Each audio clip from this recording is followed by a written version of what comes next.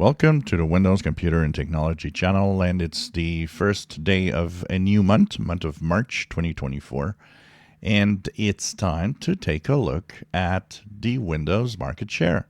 What has happened this month? Well, one of the very weird things that happened this month is that after several months in a row of decline, Windows 10 has actually moved back up from 66.5 to 67.2. So for some reason, after many months of decline, we're going back up. So it could be a temporary glitch in the data they're getting, but it's kind of interesting to see. At the same time, well, the Windows 11 operating system is steadily taking more and more users. So we went from 27.8 to 28.2. So this is the new number that we've got. 28% of computers, of PCs, are now on Windows 11.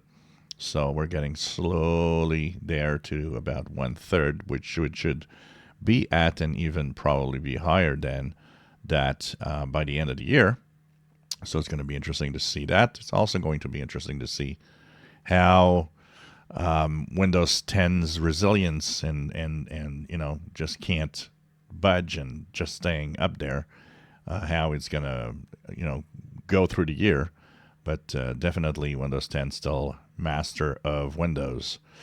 And of course the other operating systems after that, 3% for Windows 7 and 0.66 Windows 8, XP at 0.5, and so on.